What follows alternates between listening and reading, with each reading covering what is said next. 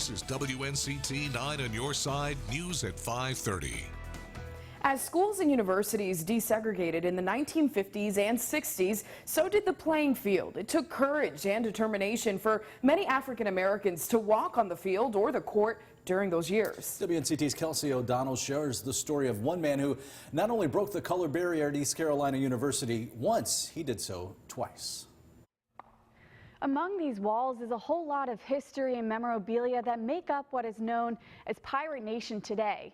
In honor of Hidden History Month, we would like to introduce you to someone you may or may not know, the first African-American scholar athlete at East Carolina University.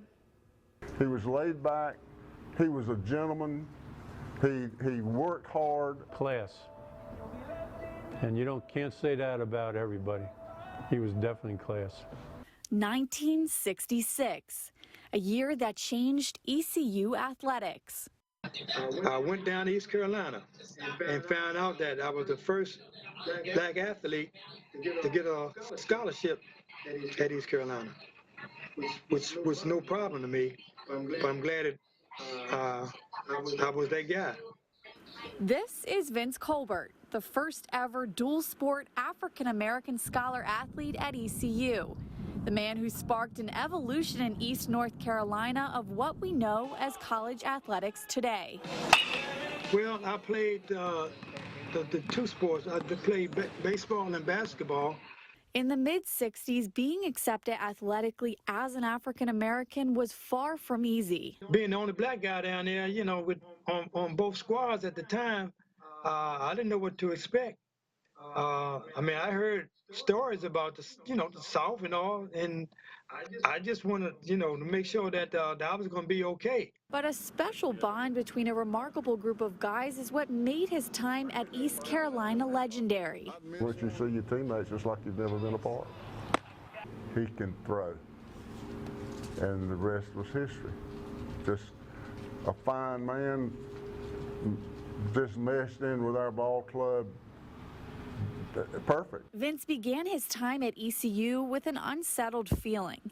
He knew there were not many other people at the university like himself. Now, let me tell you something. When I was on the road, I heard words that I didn't even know was in the vocabulary. But his athletic ability changed their minds. Pirate Nation was different. My teammates on the basketball team and the baseball team, they assured me that everything was okay. We were all in this together. Vince got respect in Greenville. If you worked, you were respected, and Vince worked and he was respected. Rooster was one of the guys who was in that group that that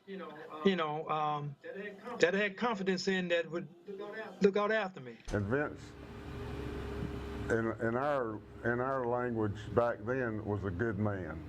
During the 1967 and 1968 baseball seasons, East Carolina soared with success. We won the Southern Conference. We went to the NCAA tournament. So as far as baseball was concerned, things were in pretty good shape. And Vince was a big part of that. I enjoyed those guys, and I enjoyed playing with the basketball guys also. When Vince stepped onto the court and the diamond, acceptance became a requirement. There was no looking back.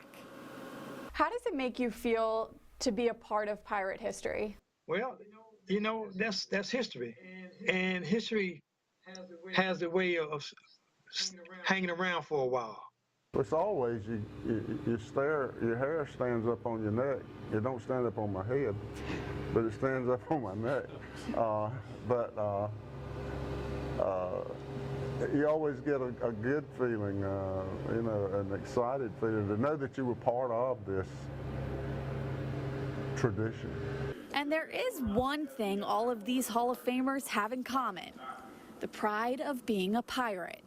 Go Pirates! Go Pirates! Go Pirates. Did it with a drop ball.